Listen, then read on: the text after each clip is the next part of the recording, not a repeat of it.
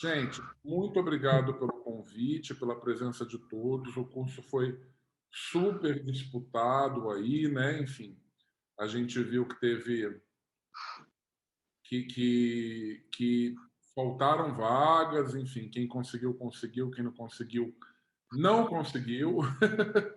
E aí isso é muito bom, fico lisonjeado de tanta gente procurando o assunto, procurando a aula, e também, obviamente, fruto de uma organização muito bem feita da Coopervet. Tá, você está visualizando a minha tela compartilhada? Está compartilhado assim, tudo certinho. Beleza. Gente, muito obrigado. Para quem não me conhece, eu sou Paulo Tabanês, sou médico veterinário, sou graduado pela UEL, com pós-graduação em Clínica e Cirurgia de Pequenos Animais pelo CREUP, mestrado em Doenças Infecciosas e Patologia pela UNB, pela Patologia Molecular e Medicina Tropical da UNB, e pós em Oncologia também pela Anclivep. Sou membro fundador do Brasileis, que é o grupo de estudos sobre leishmaniose animal. Então, a minha formação é na área realmente de medicina interna, de doenças infecciosas e oncologia.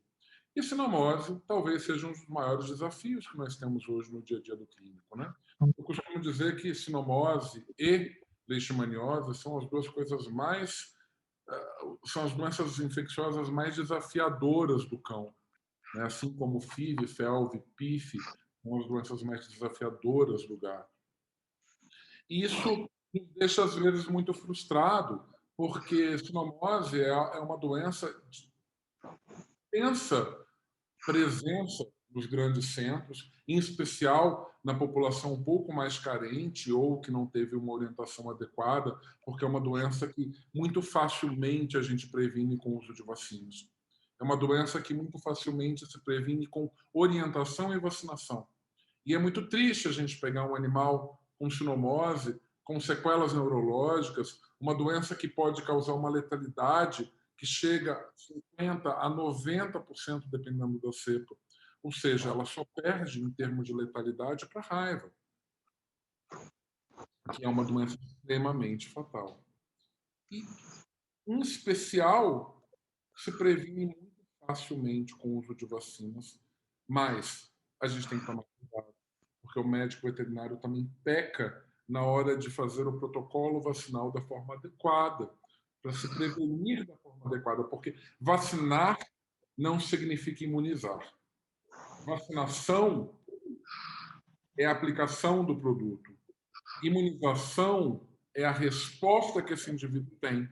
E, às vezes, o animal não se imuniza por problemas relacionados ao indivíduo, mas também ao produto ou à forma como é aplicado, o momento quando é aplicado, a idade, a escolha do protocolo vacinal de forma mais adequada. Bem, gente, tem alguém com áudio aberto. Por gentileza, desligue o áudio, ok? Está dando ruído e interferência aqui na apresentação. Bem, sinomose é algo bastante amplo, bastante interessante, bastante presente no dia a dia do clínico, né? É importante que ele entenda desde o que é a doença até como tratá-la.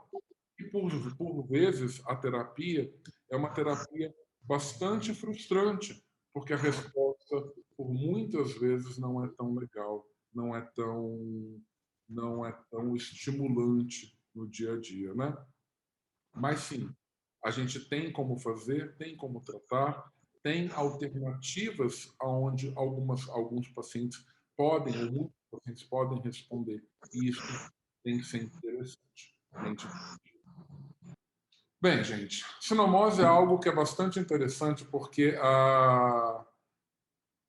o mito, né, a confusão já começa na própria etiologia da doença, né? Completa aí mentalmente. Vocês sabem que eu costumo dar bombonzinho para adestramento com reforço positivo para quem participa, né? Vocês sabem também que nessa época da pandemia, definitivamente eu estou devendo praticamente uma fábrica da Vila Velha de bombons para todo mundo quando eu encontrei em congresso. Mas olha lá, completa para mim. Parvovirose é causada por quem, gente? Parvovírus, muito bem. E coronavirose é causada pelo coronavírus. E a sinomose é causada por quem, gente? Pelo sinovírus? Não, né? Pelo amor de Deus, eu tenho crises epiléticas quando eu ouço isso dos alunos. Ela é causada pelo morbilivírus. Esse vírus, ele é um vírus envelopado ou não envelopado? Aí já começa a dúvida. Parvo é um vírus envelopado ou não envelopado? Por que eu estou perguntando isso? Porque o fato de ter envelope faz com que ele seja mais resistente ou menos resistente. A gente tem que entender por quê. A infecção do ambiente, no ambiente, a contaminação do ambiente pode predispor os pacientes a se infectarem. Então, um vírus, como o vírus da parvo, é um vírus envelopado. O vírus envelopado, ele é mais sensível, ou seja, é mais fácil de você matá-lo. Aliás, o vírus da sinomose é extremamente fácil de ser morto no ambiente. Por isso que a infecção depende muito do contato animal-animal. É diferente do vírus da parvo, que é um vírus não envelopado, e ele, por si só, já é muito mais resistente. Então, o animal morreu naquele ambiente, o vírus contaminou aquele ambiente, e não foi feito um vazio sanitário adequado, uma limpeza adequada, aquele vírus pode persistir por muitos meses, infectando um novo indivíduo que passa por aquele ambiente. O vírus da parvo, o vírus da sinomose, não. Ele é um vírus que ele é morto muito facilmente por luz direta, por UV, por calor.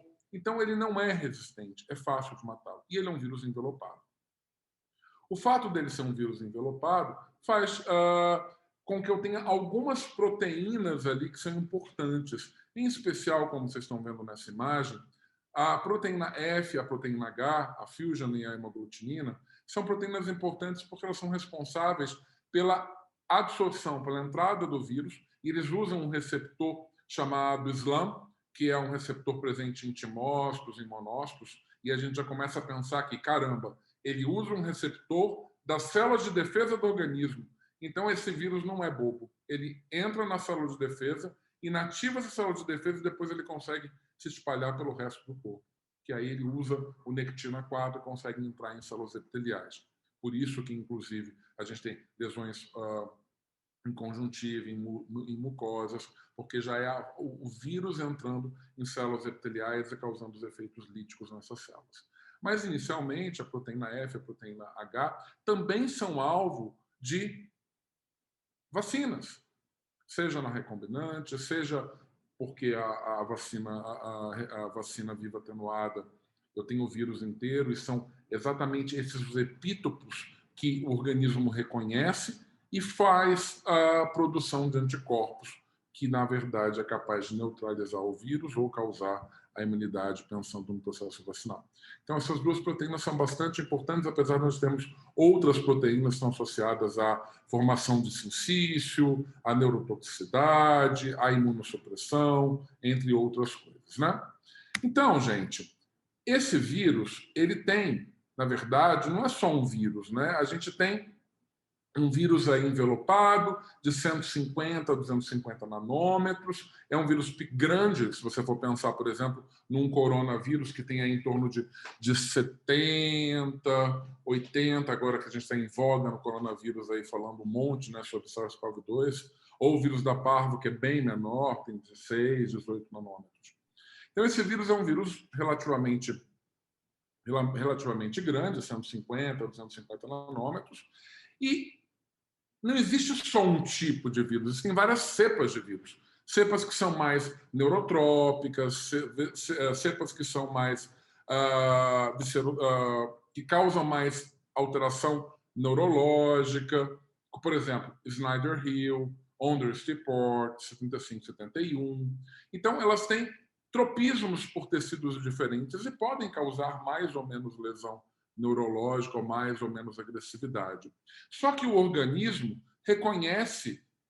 do animal reconhece essa cepa de uma única forma, no sentido de, quando a gente faz uma sorologia, a gente tem a produção de anticorpos que são detectados nos testes sorológicos, e ele não discrimina se isso é uma Snyder-Hill, uma Onderstepoort ou uma 75, 71. Por isso que a gente fala que a gente tem várias cepas de vírus, mas um único sorotipo. O que isso quer dizer, gente? Meninas, eu gosto bem de comparar isso a homem. Todo homem é igual? O que vocês acham? Esse homem, gente, é a mesma coisa deste homem? Ele causa a mesma coisa em vocês? Não! São cepas completamente diferentes. Eles causam coisas completamente diferentes em vocês.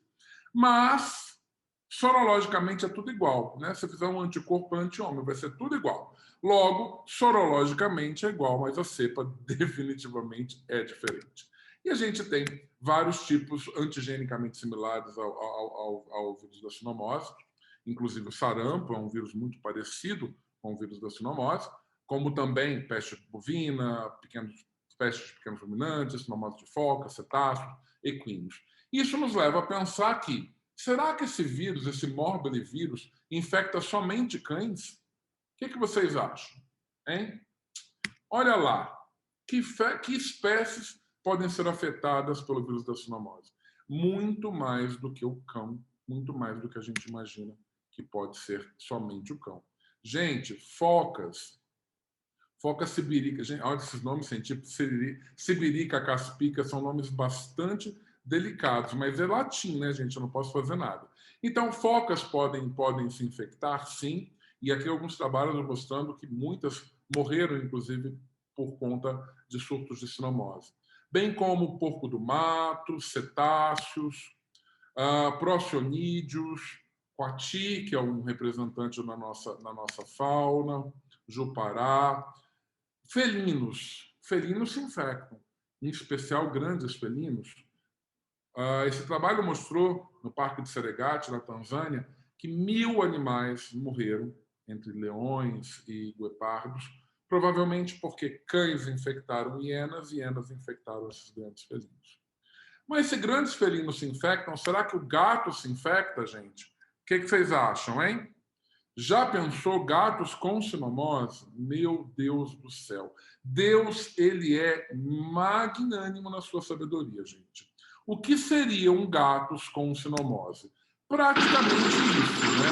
Seria algo ensandecedor. Então, não. Gatos, pequenos gatos domésticos, eles, de fato, eles não ficam doentes, não apresentam absolutamente nada. Mas os canídeos silvestres, sim, eles se infectam da mesma forma e apresentam todo o quadro com a mesma similaridade que os cães. O mustela, o furão, na verdade, o mustelídeo, ele é, na verdade, um modelo experimental, praticamente, para a fase neurológica da sinomose. Então, são animais muito sensíveis à sinomose. E macacos, primatas também podem se infectar. Inclusive, já se considerou a possibilidade de sinomose ser uma zoonose. Já se encontrou o vírus, é um vírus RNA, né? Já se encontrou o RNA desse vírus em seres humanos, mas a gente não pode considerar isso como um aspecto zoonótico, não, de fato, não é. Mas macacos, já se mostrou aí na China que os animais se infectaram e morriam de sinomose, tanto o macaco rhesus quanto o macaco japonês. Então, gente, não é só cão que se infecta. Esse vírus envelopado, um vírus RNA, bastante importante, com pouca persistência ambiental, ele pode infectar outros indivíduos e, com certeza, o foco da nossa conversa é o cão. O cão, ele se infecta de que forma? Em especial com cutículas e aerosóis. Então, normalmente a infecção acontece por inalar ou ingerir, entrar em contato com mucosa, com os aerossóis de outros animais infectados. Urina e fezes podem conter o vírus, sim. Inclusive, a gente vê lá que o vírus pode ficar até 90 a 120 dias sendo excretado pela urina. Hoje a gente não sabe de fato, e não dá para dizer, qual o papel da infecção por esses tecidos. A gente encontra RNA, ter PCR positivo nesses tecidos não faz com que o vírus ali esteja infectante, mas sim, por um cuidado de todas essas publicações e pelo isolamento desse vírus, a gente tem que tomar a precaução em relação às excreções e secreções. E também a infecção transplacentária. Também pode acontecer. A Ciana travou aqui, ó.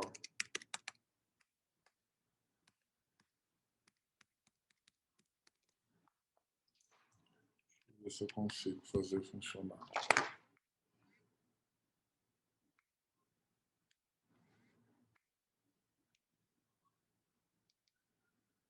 Passou. Cada hora ele decide que ele vai travar. E a infecção transplacentária também pode acontecer. Então, cuidado que a gente tem que ter, inclusive, com encefalite nesses filhotinhos. Normalmente pode levar a aborto, natimortalidade ou mesmo encefalite nos pacientes. Bem, fato é que o contato animal-animal é realmente importante para a transmissão. E aí, animais errantes, animais em abrigos, aglomerado de animais, faz com que o vírus consiga manter a sua persistência ambiental. Já que a exposição à luz forte, a temperaturas elevadas, por pouco tempo, consegue matá-lo, inativá-lo, uma vez que ele é um vírus envelopado. E, gente, esse vírus é extremamente presente na população. Não pense que entrei em contato com o vírus, tenho que apresentar o sinal clínico, o animal vai morrer e vai ter encefalite. Não, em hipótese alguma. Na verdade, de todos os animais que se infectam, que entram em contato com o vírus, 30%, 40% dos pacientes têm sinal clínico.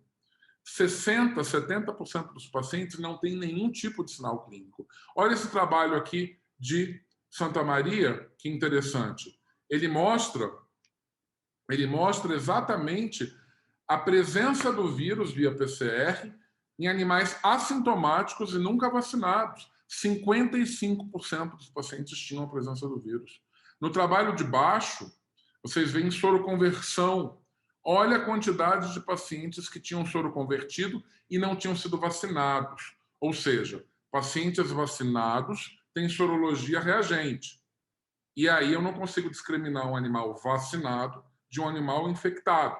Então, pegaram animais que nunca foram vacinados na vida, foram 800 e tantos animais, e desses animais, 70% tinha conversão para parvo e nunca ficaram doentes na vida. 28%, 27% tinham conversão para sinomose, morbilivírus, né? E nunca tinham ficado doentes na vida. Ou seja, o vírus está extremamente circulante na nossa população, a população de cães. E, definitivamente, de animais não vacinados. Só que 30%, 40% fica doente. 60%, 70% não fica. Passa como uma infecção subclínica e vida e bola para frente. Fato é que a maior parte dos pacientes suscetíveis são esses aí, filhotinhos entre 3 meses e 6 meses de idade, não vacinados, que não mamaram colostro, que não tiveram protocolo vacinal completo de forma adequada. Esses são os animais suscetíveis. Mas a gente sabe que qualquer idade pode ser idade para o vírus da sinomose, para o morbilivírus, para a apresentação da sinomose em si. Então, não é somente o filhote que vai ter sinomose, mas também um adulto pode ter.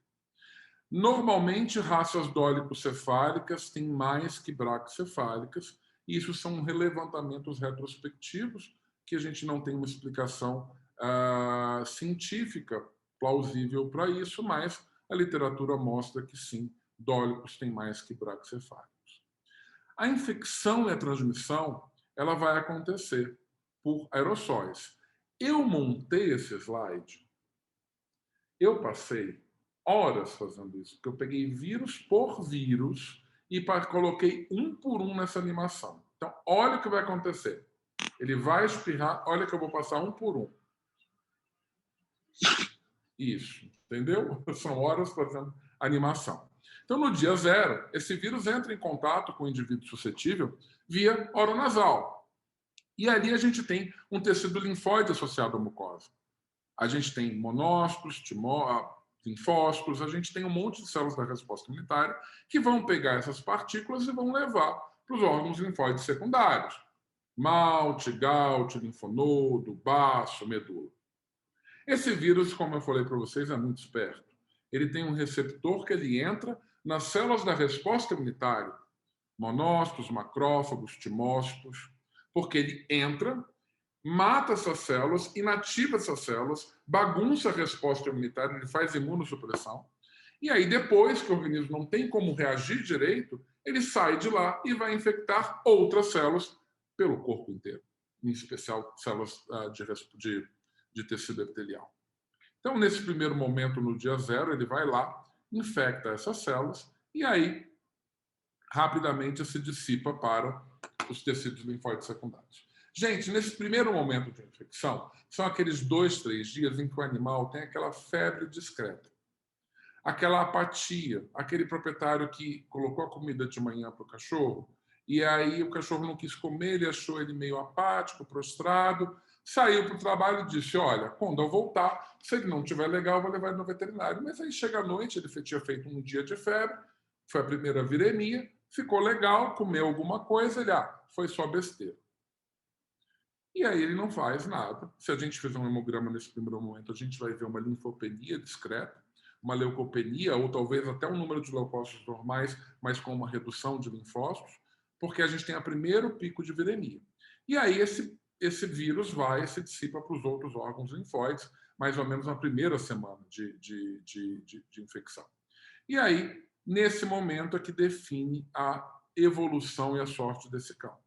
Se esse paciente desencadear uma resposta protetiva, uma resposta protetora, com resposta celular e humoral robusta, ele vai ter altos níveis de anticorpos, ele vai impedir que esse vírus vai ser neutralizado e ele vai impedir que essa doença evolua. Mas se ele não conseguir produzir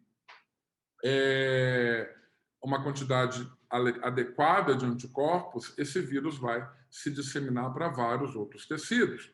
E aí, consequentemente, vai causar, lá na segunda semana, entre 9 e 15 dias de infecção, vai começar a causar as oftalmopatias, vai causar os sinais neurológicos, a hiperkeratose, pneumonia, a hipoplasia do esmalte, a enterite, imunossupressão, aborto, infertilidade, ou seja, esse vírus sai da resposta imunitária e toma todo o restante do corpo. Paulo, precisa ter, então, essa apresentação que a gente sempre pensa? Ele tem primeiro enterite, depois ele tem pneumonia, depois ele tem alteração neurológica. Não. Ele pode ter uma, pode ter outra, pode ir direto para o sistema nervoso central, pode não ter nada, como os pacientes são assintomáticos. Então, não necessariamente ele vai seguir essa ordem. Ele pode simplesmente não ter nada agora e daqui a alguns meses a anos fazer uma polencefalomalácia, uma encefalite do cão velho, porque é um órgão de persistência de resposta, de persistência do vírus e de privilégio de resposta imunitária, eu quero dizer, a resposta imunitária não chega lá. Então, várias coisas podem acontecer com esse paciente quando acontece, de fato, a infecção pelo vírus da sinomose.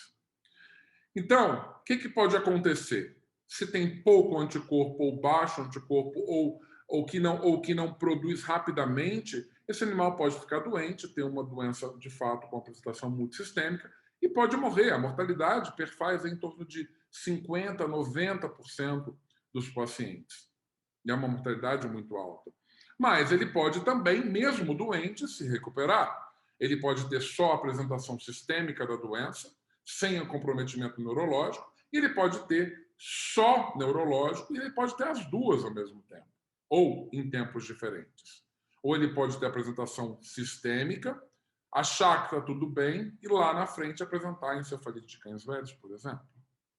Então, é uma apresentação bastante desconhecida, no sentido de imprevisível, muitas vezes. Por isso que um paciente infectado, a gente nunca dá alta, a gente sempre acompanha, porque ele pode ter múltiplas apresentações. E mesmo se ele tiver uma resposta elevada, rápida, com altos níveis de anticorpos, ele também pode ficar bem, sem nada, mas ele pode manter o vírus em alguns órgãos de persistência, como, por exemplo, UVE, sistema nervoso central, e apresentar quadros de cororetinite ou de encefalite lá à frente.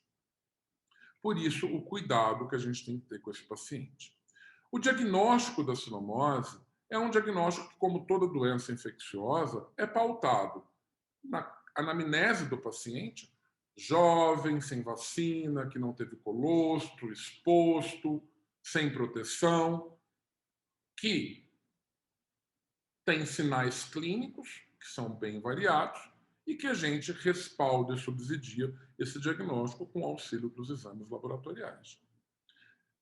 O que eu tenho de clínica desse paciente? Porque faz parte do meu diagnóstico. É a anamnese, apresentação clínica, exames laboratoriais. Eu posso ter nada, o paciente ser absolutamente assintomático, e a gente nunca vai saber que ele entrou em contato, exceto quando a gente faz um inquérito sorológico de um animal não vacinado, ou ele pode ter sinais os mais variados possíveis. Normalmente começa com um sinal inespecífico. Apatia, prostração, febre, aumento de linfonodos, falta de apetite, leucopenia por linfopenia, anemia e trombocitopenia. Muito comum a todas as doenças, doença do carrapato, a leishmania, a verminose, babésia, enfim, qualquer coisa pode causar isso de fato. E a primeira viremia é na primeira semana de infecção, com 2, 3 dias de infecção. Ela faz uma viremia, faz linfopenia, faz apatia naquele momento, depois o animal fica um pouquinho melhor e aí em seguida ele vem detonando toda a resposta imunitária da primeira para a segunda semana e difundindo todas as alterações clínicas que a gente vai ver já já. Sinais gastroentéricos são clássicos, mas podem ser comuns a qualquer outra coisa. Então, vômito, astenia, regurgitação, diarreia, pela presença do vírus e também por doenças infecciosas secundárias e disbiose. Ele pode começar com enterite ou ele pode nem ter enterite e ter uma fase neurológica direto, ok? Tem que ter o diferencial de giardia, de parvo, de corona, de todas as outras enterites de causa bacteriana, viral e protozoática. Também pode causar hipoplasia do esmalte, quando a infecção acontece no momento de erupção desses dentes ou no momento de desenvolvimento dentário. Mas febres elevadas por qualquer doença pode também causar hipoplasia de esmalte. Então, também é um diferencial. Muitas vezes a gente encontra esse paciente que nunca viu na vida, não parece ter tido nada de sinomose durante a infância, mas você encontra essa hipoplasia do esmalte, como vista nessa imagem. Algo que é importante é a apresentação pulmonar, que muitas vezes mata o paciente por infecção primária ou secundária. Então, num primeiro momento, esse paciente ele faz uma broncopatia, uma pneumopatia, causada pelo próprio vírus, pelo efeito lítico do vírus, mas normalmente a complicação dessa pneumopatia se dá por infecção secundária bacteriana. E a mais que gosta de fazer infecção secundária é a tal da bordetella, que, obviamente, DOX pode ser interessante pensando numa infecção secundária por ela. Claro que não é a única bactéria que causa isso. Na tabela do lado, a gente tem... Eu não estou apontando com laser, gente, porque o computador não está reconhecendo o laser e se eu parar, ele provavelmente vai dar um pau. A gente tem que reiniciar, tá bom? Então, gente, do lado direito, a gente tem exatamente outras bactérias que são muito comuns na pneumonia do cão. Escherichia coli, Pasteurella, Bordetella também, anaeróbios. Por isso que é importante, quando a gente trata um paciente com pneumonia, por exemplo, que a gente tenha cultura, citologia e cultura, para que a gente possa orientar a nossa escolha de antibióticos. É claro que, num primeiro momento, a gente faz uma antibiótico terapia empírica, pensando nos patógenos mais prováveis, em especial no paciente com sinomose, pensando em infecções secundárias por Bordetella, por Escherichia coli. Então, a gente vai usar antibióticos de amplo espectro que peguem essas bactérias. Mas, se a gente já tiver uma cultura disso lá na frente, em caso não haja a resposta adequada desse paciente, a gente escalona ou altera esse antibiótico para uma sensibilidade mais adequada, né? Dentre as oftalmopatias do paciente, sinomose pode causar qualquer coisa em qualquer lugar, né? Ele pode ela pode causar lesão epitelial, ela pode causar conjuntivite, ceratoconjuntivite seca, uveíte anterior e corioretinite, neurite óptica, midríase paralítica. Então, ela envolve e causa lesão tanto ocular quanto neurológica ou neurooftalmológica, levando a um quadro de cegueira súbita ou de midríase paralítica ou de neurite óptica. Muitas vezes, esses pacientes vão requerer, nos quadros mais complicados, o uso do corticoide para reduzir a inflamação local, mas deve ser pesado por conta do efeito imunossupressor do corticoide. Então, esse paciente ele pode ter qualquer tipo de lesão. Blefarite normalmente está associado por inflamação nas glândulas que são responsáveis pela produção de lágrima também, e podem levar a essa ceratoconjuntivite seca. Na maior parte das vezes, a ceratoconjuntivite seca ela acontece por inflamação ao redor dos ductos e da glândula lacrimal. Então, ele tem qualidade de lágrima, ele tem lágrima, mas não consegue expor essa lágrima ou ter qualidade na formação dessa lágrima. Então, é um filme lacrimal de pouca qualidade, que, com a melhora do quadro ou com a imunossupressão local terapêutica, pode melhorar essa inflamação, só que o cuidado que a gente tem que ter é que, se não há lágrima ou não há qualidade dessa lágrima, esse paciente vai ter uma perfuração ocular, porque vai acontecer uma descementocele, depois uma perfuração, e esse paciente, muitas vezes, com sinomose, em franco quadro de sinomose, tem que ser submetido a um procedimento cirúrgico de recobrir essa córnea para que não se tenha a perda desse olho. Porque a evolução é de conjuntivite, de ceratoconjuntivite seca. E um cuidado que, normalmente, pensando nas alterações neurológicas centrais, os colegas, e de forma geral, a gente usa sulfas, né, como o Bactrim, que tem um papel muito bom e é legal, porque tem uma penetração legal no sistema nervoso central, pensando em infecções secundárias por neóspora, por tóxico. Mas o cuidado que a gente tem que ter é que essas drogas também reduzem a produção de lágrima. Assim como a própria sinomose, a sulfa também pode causar isso. Então, não é que não possa ser utilizado esse antibiótico. Pode, desde que a gente consiga acompanhar a produção de lágrima e prevenir a perfuração ocular desse paciente, para que não aconteça isso aí, uma descementocele com perfuração.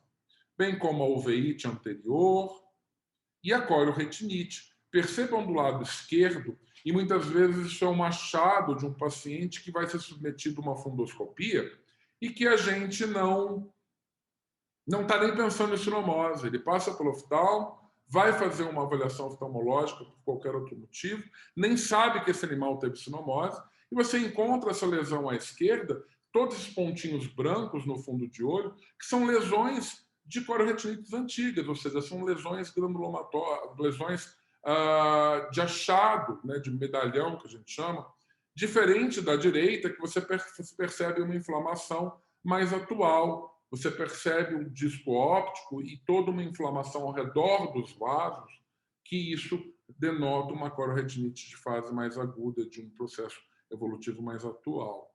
Sinomose pode causar isso, mas outras doenças que causam alterações neurológicas, como toxo, cripto, neosporose, Ehrlich, enfim, elas podem causar alterações neurológicas, em especial nessa transição neurooftalmológica, onde o fundo de olho e a retina são tecidos interessantes. Dermatopatias também são alterações que acontecem com frequência, desde hiperkeratose, de plano nasal, de coxim plantar, dermatite pustular, que é muito comum, assim como a hiperkeratose, né, nos pacientes, que a gente não pode deixar de também procurar outras comorbidades que se aproveitam dessa imunossupressão, como, por exemplo, aí, um monte de Demodex andando para lá e para cá, é uma associação de acinomose com demodicose de um paciente que tinha Ehrlich e leishmania junto.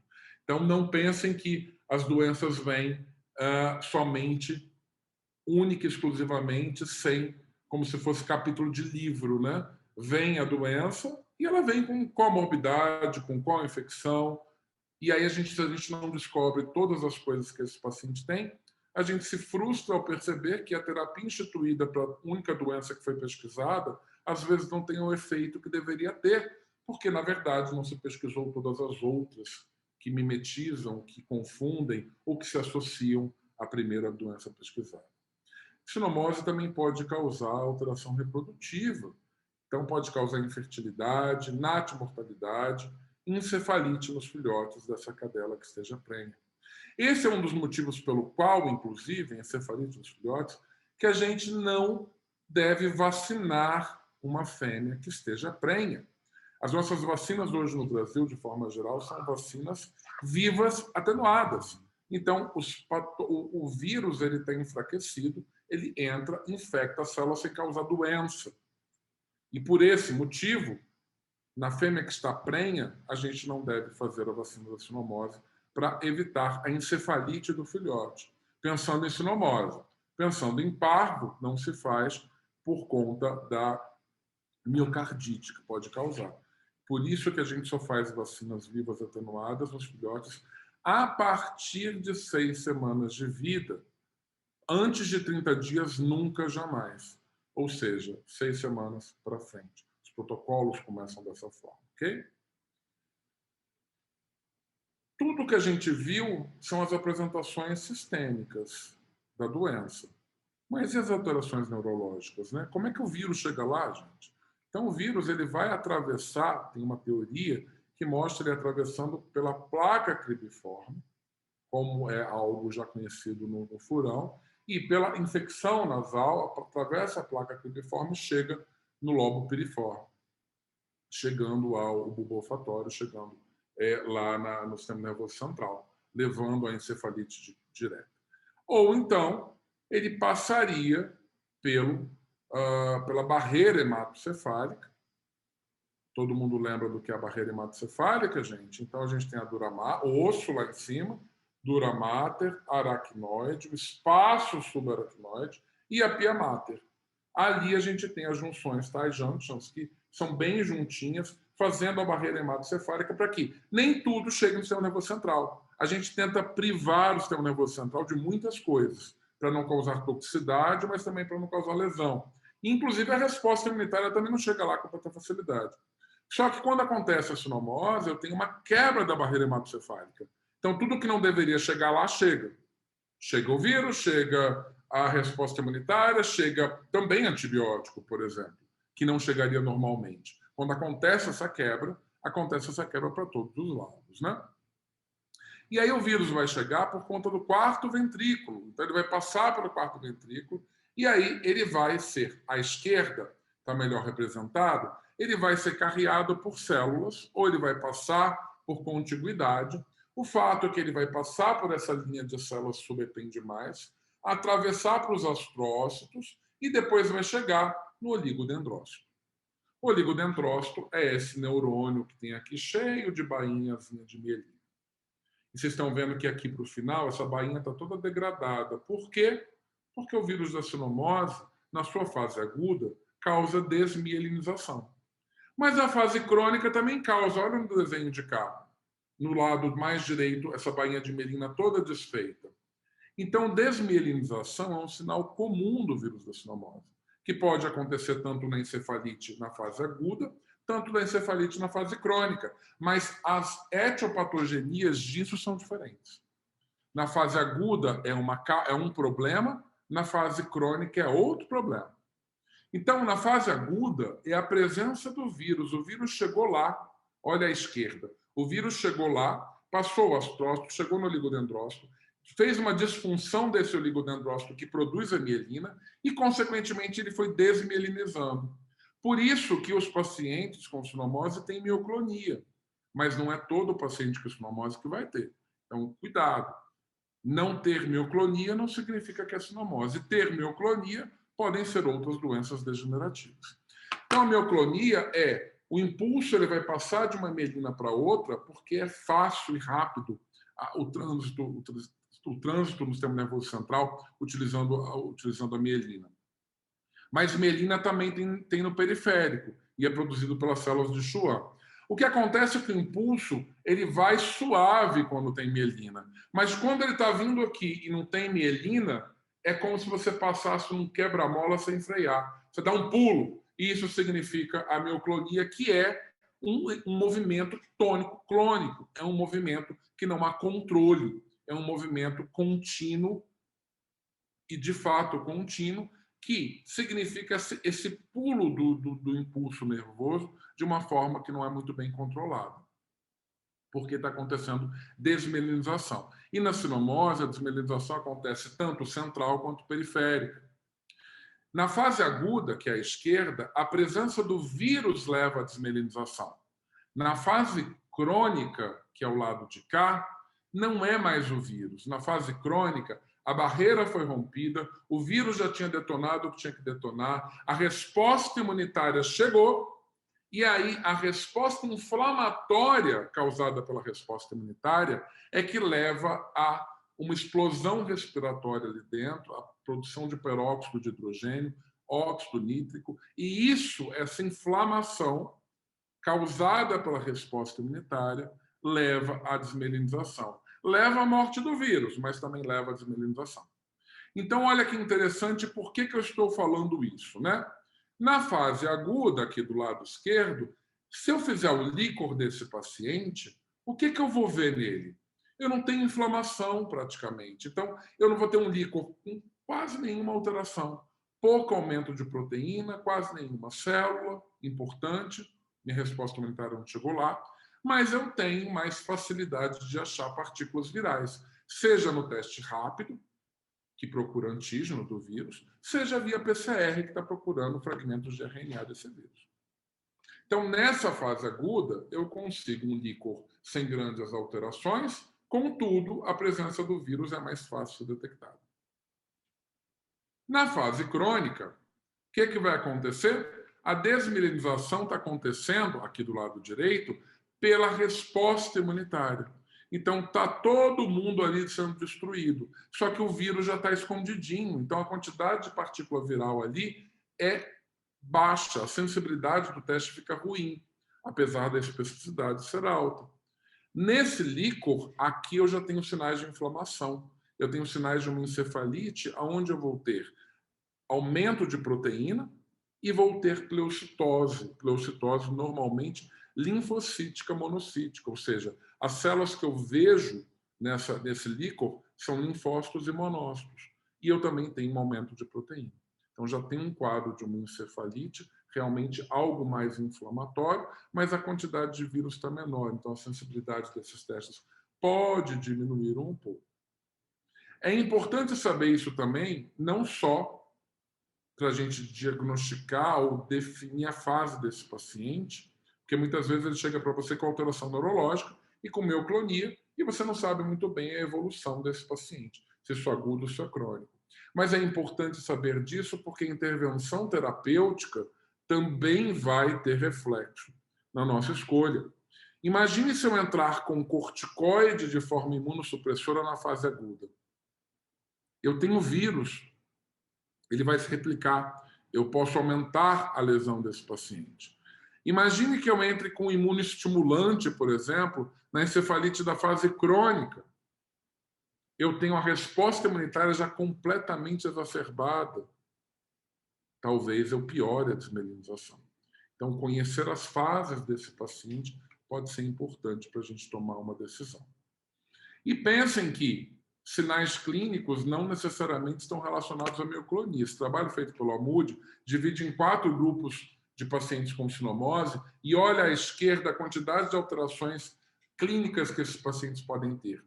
Quase tudo que você possa imaginar. Posso, inclusive, ter como diferencial raiva para esse paciente.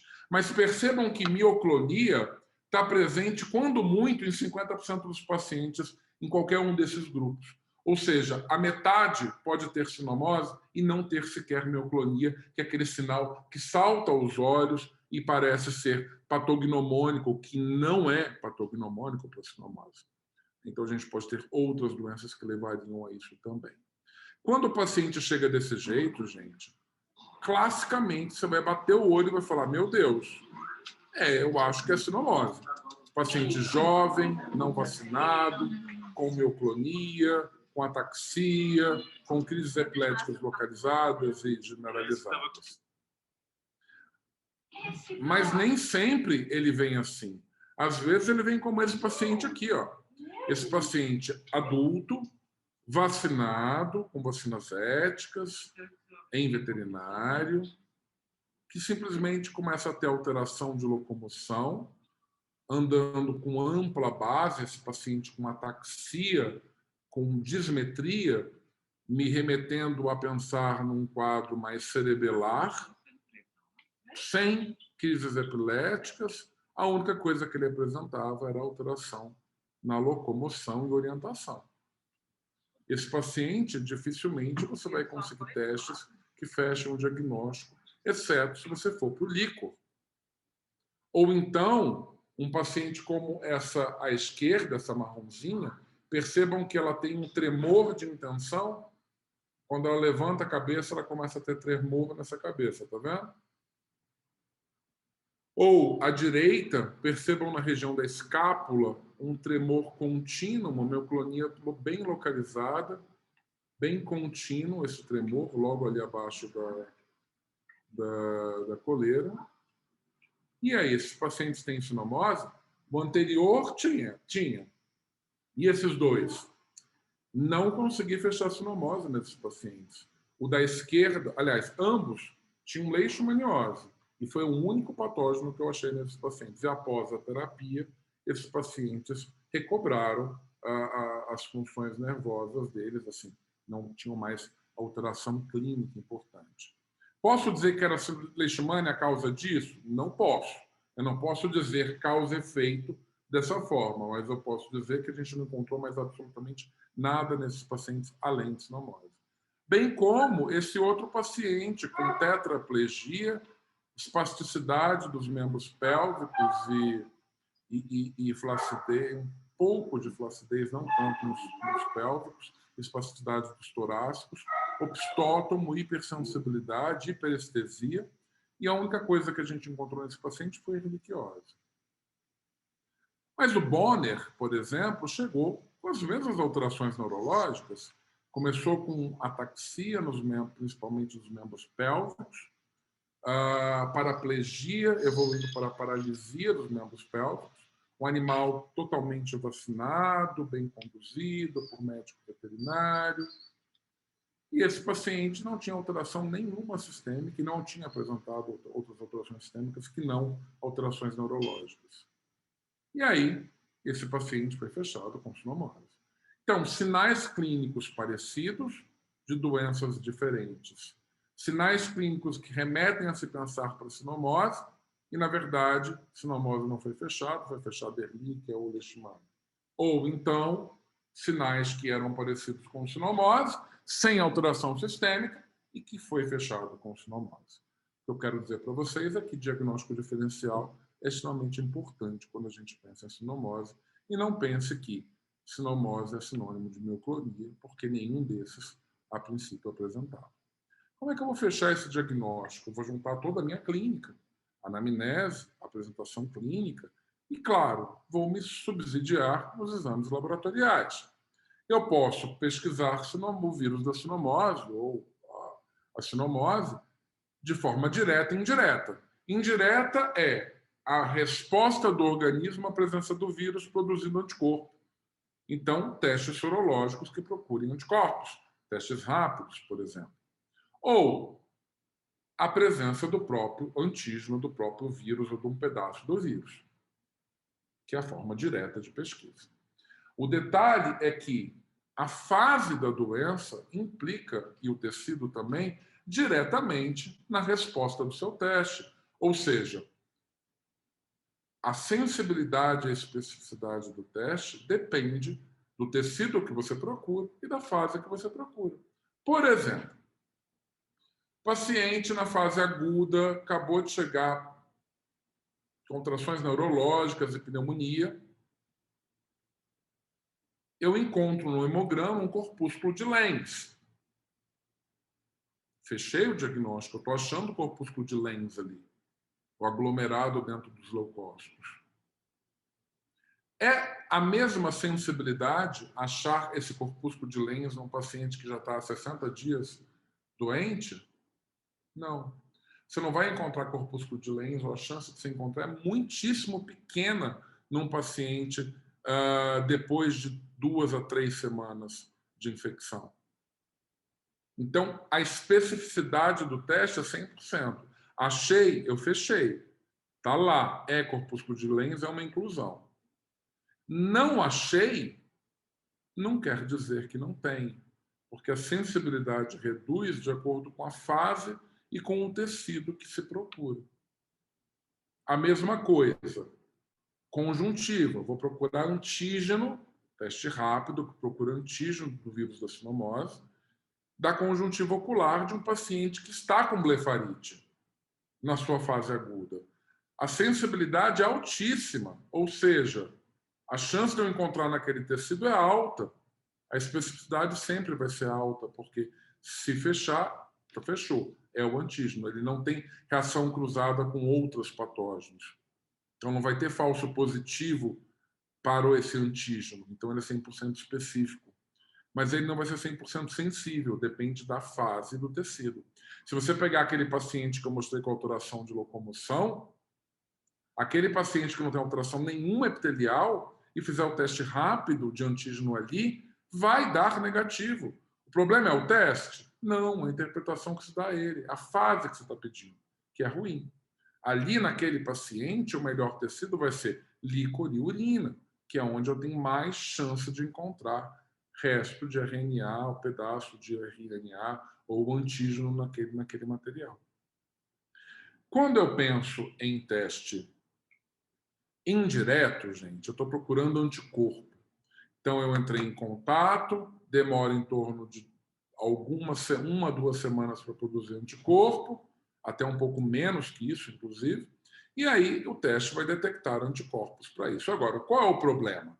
É que o teste para anticorpo, ele não diferencia o animal infectado de um animal vacinado.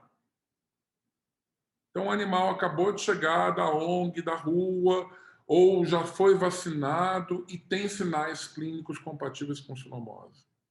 Você vai pedir um teste sorológico de anticorpo? Provavelmente não vai te dizer absolutamente nada, porque você não vai conseguir dizer se aquilo é infecção ou se aquilo é a vacinação. Ou se ele entrou em contato com o vírus lá atrás, como aqueles pacientes de Santa Maria, desenvolveu anticorpo e tudo bem. E aquilo ali é sinal clínico de uma outra doença. Então, o teste de anticorpo pode ser legal para a gente, por outro lado, inferir se aquele paciente vacinado teve uma resposta adequada à vacinação. Aí é legal, porque o animal foi vacinado, eu faço o teste sorológico, vejo se tem título, se ele tem título, ele está protegido, porque presença de anticorpo para um animal vacinado significa proteção. Aí vale a pena nesse aspecto. Ou, de repente, se eu pego o líquor e vejo a produção de anticorpo intratecal, lá localizada, desde que não contamine a coleta com sangue periférico. Então, se eu tenho um nível de anticorpo maior no líquor que no sangue, alguns trabalhos mostram que sim, está havendo uma produção intratecal, uma produção localizada que não deveria ser. Então, são algumas utilidades para o anticorpo. De forma geral, para o diagnóstico da sinomose, a gente procura o próprio vírus, testes diretos, via imunocromatografia, teste rápido, procurando o antígeno, ou pela citologia, pelo HE, pela transcriptase reversa, pela PCR, imunofluorescência, imunistoquímica, cultura e isolamento. De fato, no dia a dia da clínica, o que a gente usa? Imunocromatografia e PCR. Esses são os exames de fato mais comuns. Imunocromatografia com material de conjuntiva, a gente muitas vezes faz pool, né? Conjuntiva, suave nasal, ocular, às vezes urina, faz um pool disso, coloca na plaquinha e em 10 minutos a gente tem a resposta. Então, sendo positivo, a gente está achando o vírus ali e ele não um pedaço do vírus ali, e a gente não tem confusão com o animal vacinado. Então, não há reação cruzada ao animal que foi vacinado com o antígeno via imunocromatografia, que via PCR pode ter, já já a gente conversa, um cuidado que tem que se ter, que se tem que ter. Então, para esses pacientes que não têm alteração sistêmica do vírus, que não tem lesão epitelial ou conjuntival, eu acabo tendo que usar a presença do antígeno no líquor, por exemplo, ou na urina. Alguns trabalhos dizem que a urina é mais sensível que o líquor, outros que o líquor é mais sensível que a urina. Fato é que a gente precisa dos dois. Eu tenho que saber se essa encefalite está acontecendo agora, se tem outras causas, diferenciar isso de neócio, protóxo, cripto, erlíquia, babésia, leishmania e cinomose. Alterações neurológicas sozinhas devem ser diferenciadas de outras doenças infecciosas, pela análise do líquor e também pela pesquisa via PCR e de antígeno desse material. Então, coletar o líquor é extremamente importante, o animal sempre sedado, né, da região externa magna. Colete o líquor. Gente, sistema nervoso central, a gente tem muito pouca coisa para fazer. É a análise de líquor e fazer ressonância, ou tomo, quem tiver uma coisa ou outra, ou de preferência a ressonância vai te dar mais sensibilidade. Então, é isso que a gente tem, além do nosso exame clínico. Então, façamos desse material as coletas, as avaliações moleculares que a gente precisa, mas peçam análise de líquor também desse paciente. O líquor desse paciente tende a ter, na fase crônica, aumento de proteína com presença de linfócito e monócito. Na fase aguda, da encefalite aguda, tende a não ter alteração de proteína ou de presença de célula, mas pode-se encontrar a presença do patógeno também. A presença do corpúsculo de Syngagra-Lens, né, esse corpúsculo aí que a gente vê acidofílico em leucócitos, ele pode ser comum se encontrar, mas a sensibilidade é baixa. Muitos animais infectados não se encontra o corpúsculo, e quando se encontra nas primeiras semanas de infecção. Então, é alta a especificidade, mas é baixa a sensibilidade. A PCR é você achar um fragmento. Normalmente se faz transcriptase reversa, porque ele é um vírus RNA, e a gente também pode fazer real-time. Então, RT-PCR-RT, ou seja, transcriptase reversa em tempo real. Você pode ter carga parasitária, você pode ter RNA, é um vírus RNA, então é transcriptase reversa.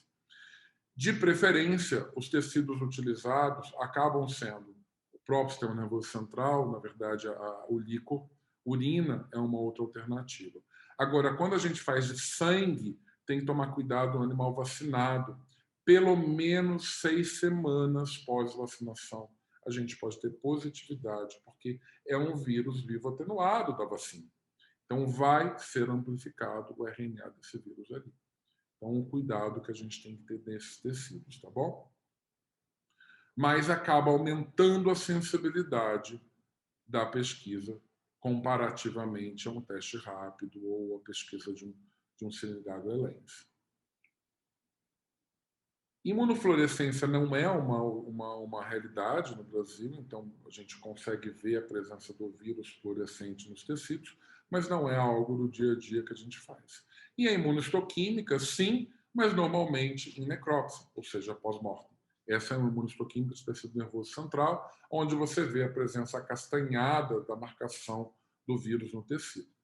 Então, como alternativa diagnóstica, normalmente no pós-mortem, mas não é o dia a dia do clínico. Então, a gente acaba utilizando o teste rápido para antígeno e a PCR de tecidos como conjuntiva, secreção nasal, líquor e urina.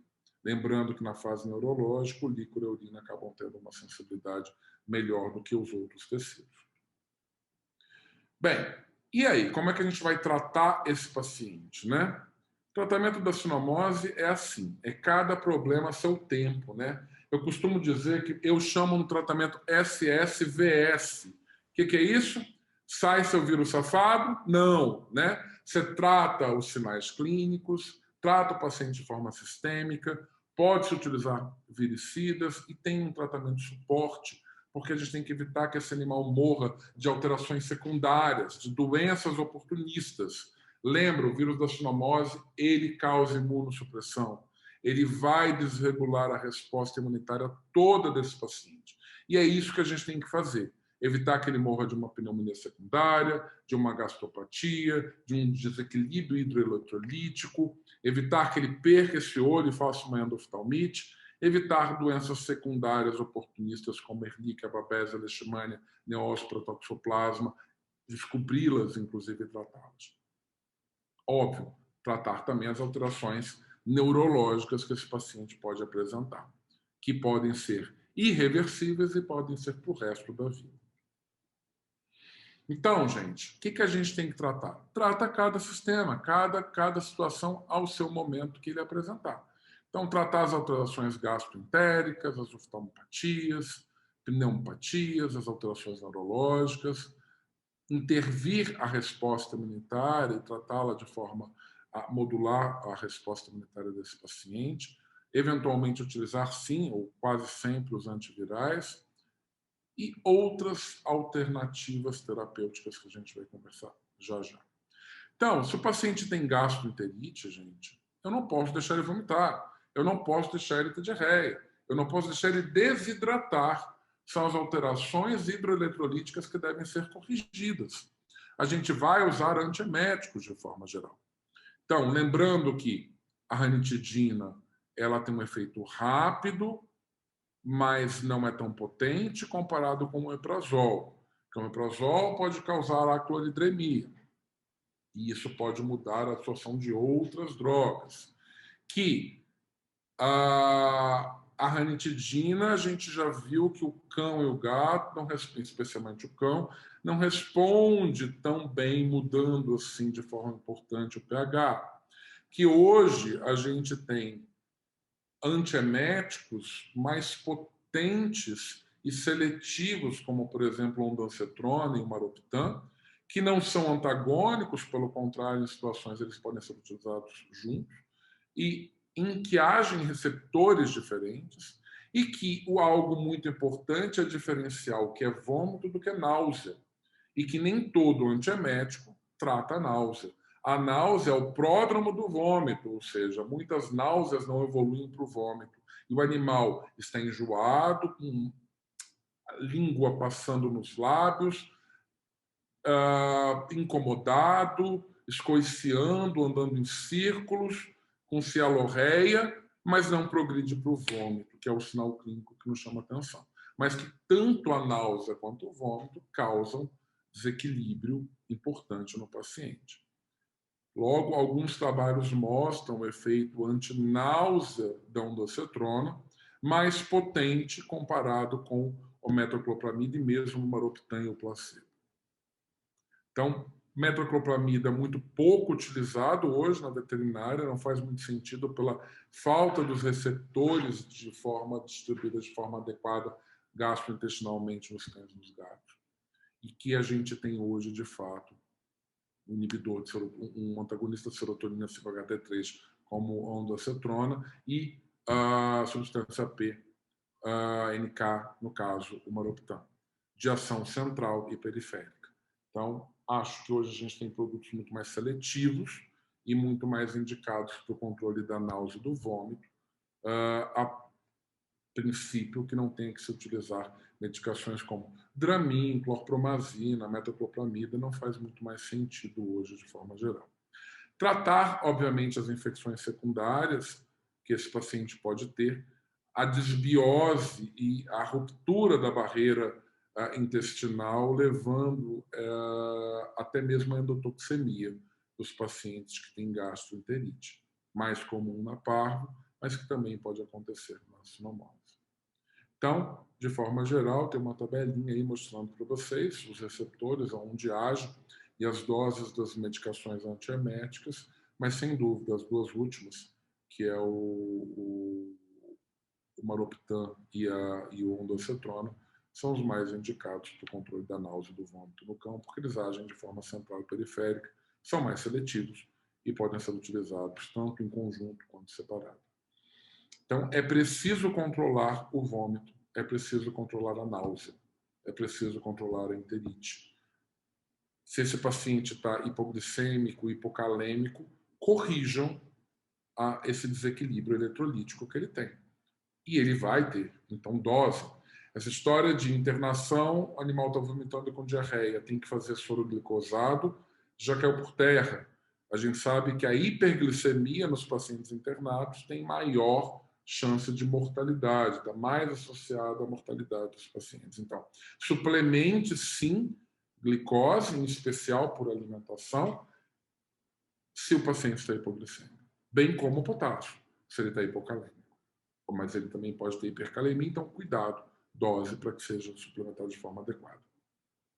Deixar o paciente em jejum também já caiu por terra muito, então esse paciente deve sim transitar com o alimento gastrointestinal, pelo trânsito gastrointestinal, alimentar essas células e evitar a desbiose e a translocação bacteriana para esse paciente. Se for necessário, passe uma sonda nasogástrica, esvazie o conteúdo e recoloque o conteúdo, para que a gente possa manter o trânsito gastrointestinal do paciente da forma mais adequada e evitar o acúmulo de secreção nesse estômago que precede o vômito e, obviamente, o desconforto e todo o desequilíbrio hidroeletrolítico.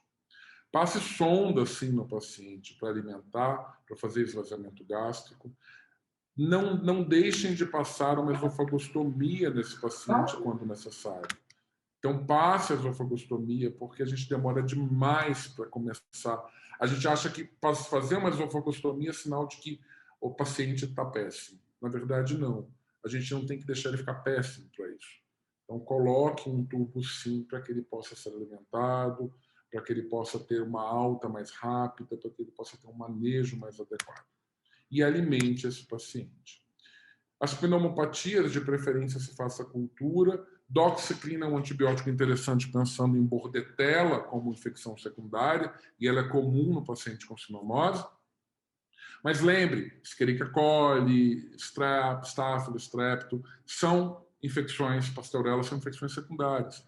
Então, de forma geral, a MOX e, secundariamente, as quinolonas são antibióticos que podem ajudar nas pneumopatias secundárias bacterianas e não deixa o paciente morrer de uma doença secundária, né? Nas oftalmopatias, o tratamento vai desde a úlcera à corioretinite, então esse paciente deve passar por um oftalmo.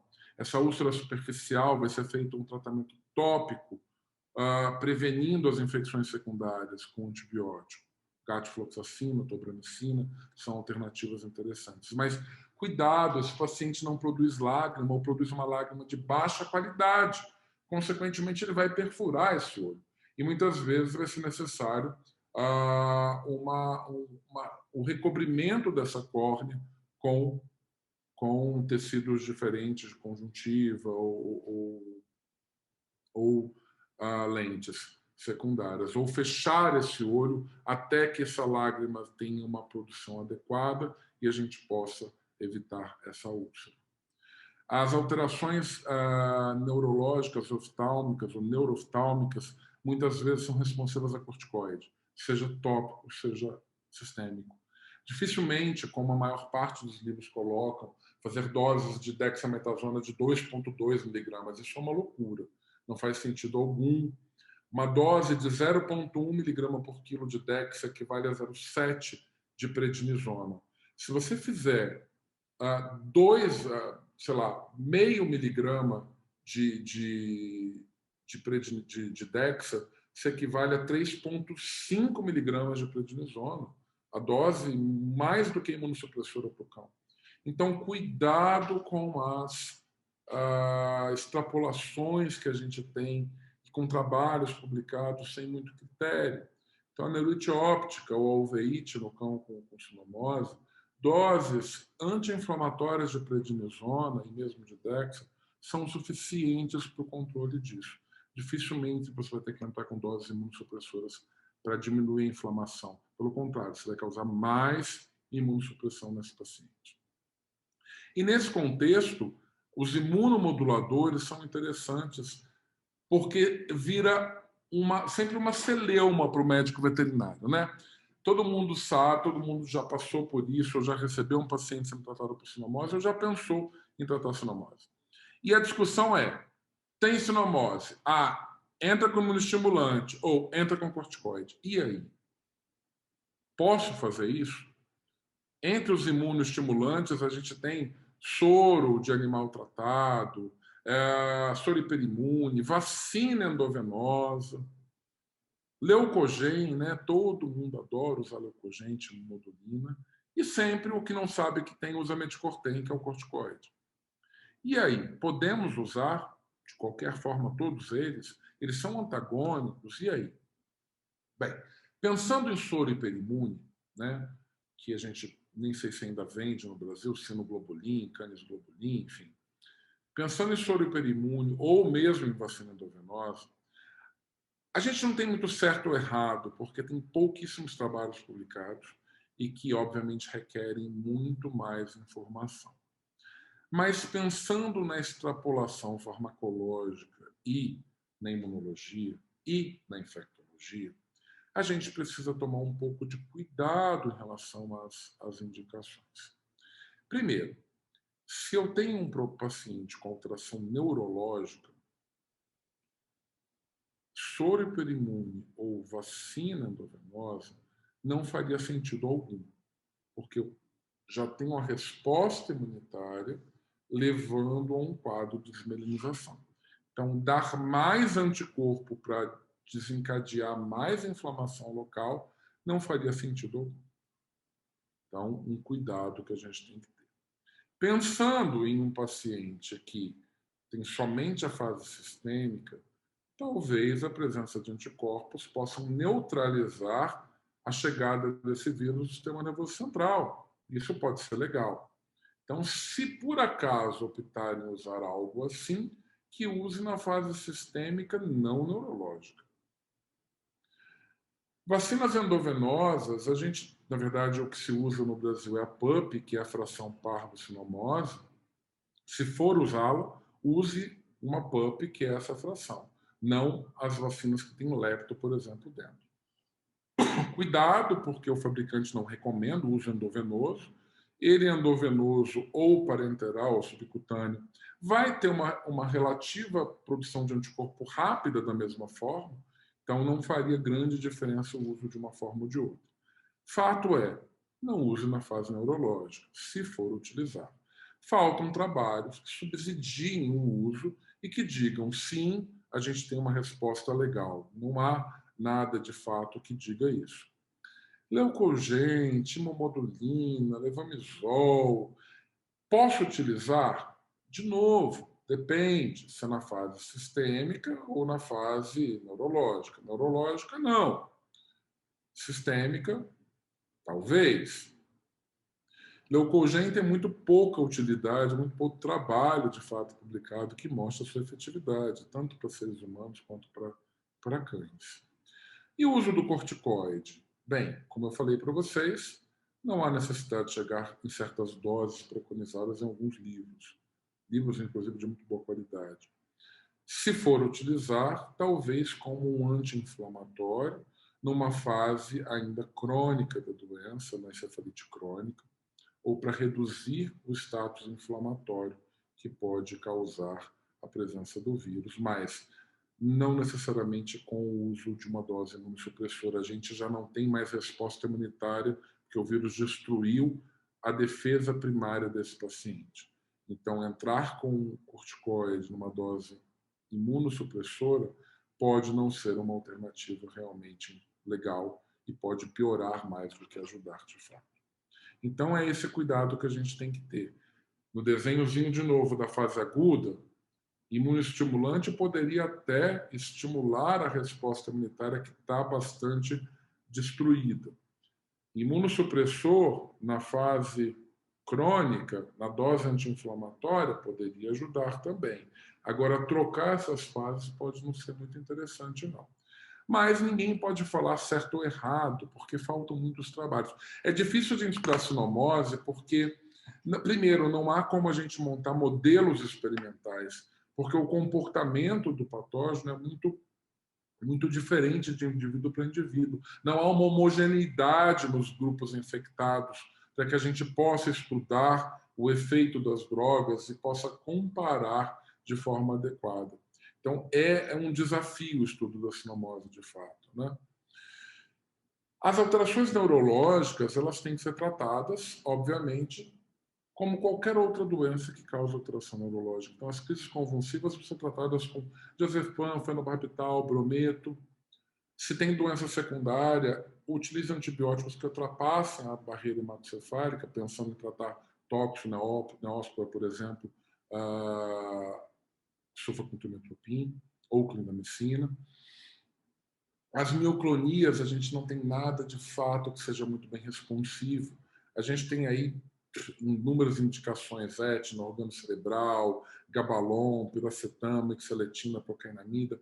Nada de fato é efetivo e sabidamente, cientificamente publicado com resolução ou atenuação dessas mioclonias.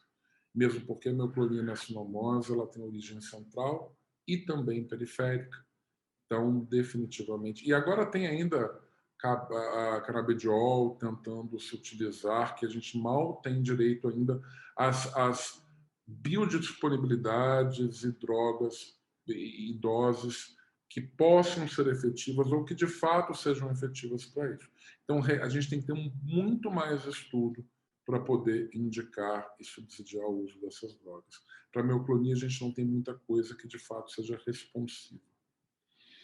Os antivirais, né, que a gente usa bastante na clínica e que talvez sejam o norte dessa história, né, que talvez seja o próximo passo, a gente descobrir novos antivirais mais seletivos, menos tóxicos e que tenham efeito na redução da carga parasitária, na redução da produção de RNA e do título viral. Claro, indiscutivelmente, a ribavirina ela tem efeito para todos os paramixovirites. Então, independente de ser sinomose ou não, sarampo, morbilivírus, enfim. Todos esses vírus têm efeito, a ribavirina tem efeito citopático, in vitro e in vivo. Então, isso já não é nenhuma novidade para a gente, esse antiviral. Ela age ali inibindo a enzima aminoxidase, a IMPDH, desidrogenase, e isso não deixa produzir o GTP, que é uma base de purina na formação de DNA, RNA. Biologia molecular, né? DNA, RNA, proteína. Então, o vírus ele é um vírus RNA, ele precisa da maquinaria da célula para que ele consiga se replicar em outras partículas RNA e se montar em termos de vírus, desde o seu capsídeo, a sua parede, sai daquela célula e infecta outro indivíduo. Então, ele é um vírus, ele é um parasito intracelular obrigatório que depende da maquinaria molecular dessa célula. E ele é um vírus RNA, então ele tem que se fazer DNA, RNA, proteína e RNA virando DNA. Então, essa dogma da biologia molecular acontece. Ele precisa das RNAs polimerases e da maquinaria molecular dessa célula. Então, os antivirais, muitas vezes, funcionam, no caso especificamente, e vocês lembram que o DNA e o RNA têm as bases purinas e pirimidinas, né, equivalentes na formação da dupla hélice ou do DNA, ou, do caso do RNA, especificamente dessas mesmas bases. Então, a ribavirina, que é um antiviral, ele age exatamente inibindo essa enzima IMPDH, que gera a formação do GTP, que é uma das bases de purina. Então, o que ele vai causar no vírus? E ela tem uma ação sabida também, é utilizada para o tratamento de hepatite C também, por exemplo, em seres humanos. Ele vai causar uma mutação catastrófica. O que é uma mutação catastrófica, né? A mutação catastrófica ele vai causar uma deleção, uma mutação naquele RNA que não vai permitir gerar partículas viáveis e montar um novo vírus. Ele vai permitir, não vai permitir essa montagem. Então, vai causar essa mutação catastrófica, vai causar também uma imunomodulação nos interferons em especial. Interferon é aquela citocina, ela modula, né, essa citocina, o interferon, que faz com que as partículas virais ao redor não consigam entrar em outras células. Esse é um efeito, por exemplo, dela. Faz com que aquela célula seja ativada para destruir aquilo que está ali dentro do citosol. Então, a ribavirina, de forma geral, causa mutação catastrófica, causa lesão e não montagem desse vírus e causa modulação da resposta imunitária. Para todos os paramyxovirídeos. Na verdade, a gente tem já o efeito da ribavirina em RNA e DNA, em vírus DNA e RNA in vitro. Para herpes vírus, para poxvírus, influenza, para influenza, reovírus, togavírus e paramyxovirídeos, que são vírus da sinomose, morbilivírus e sarampo, por exemplo. E em vivo, a gente já tem o efeito dela, sabidamente utilizada em vírus sincicial respiratório, no sarampo, no Lassa fever e na hepatite C. Então, isso já é um uso consagrado. E quando você vai ver os trabalhos publicados com sinomose, testando outros antivirais, o que é o controle desse trabalho? É a ribavirina. É bem engraçado, porque vou testar a molécula X. Aí eu testo a molécula X no vírus da sinomose em cultura de célula e eu comparo ela com quem? Com a ribavirina. Então é bastante interessante. É sabidamente um efeito que a ribavirina tem nos paramyxovirídeos. O que a gente procura hoje é uma droga mais seletiva. Quando eu falo seletiva, é que ela atinja somente o vírus, não causa alteração secundária, não causa efeito citopático numa célula normal, que ela seja mais seletiva, menos tóxica, com menos dose e mais efetiva. Cada vez mais se procuram moléculas dessa forma. E eu fiz um levantamento para vocês verem que as perspectivas da terapia da sinomose têm aumentado, têm evoluído, têm seguido uma linha de raciocínio e que cada vez mais a gente procura novas alternativas. Agora, ao paralelo do que acontece hoje do coronavírus, né, a gente tem que entender que o que funciona in vitro não necessariamente funciona em vivo. Isso é muito importante a gente saber. Muito. Ter o senso crítico de que algo in vitro não representa a mesma coisa que in vivo. E a gente está vendo aí ivermectina, cloroquina e tudo que você possa ver pensando em coronavirose.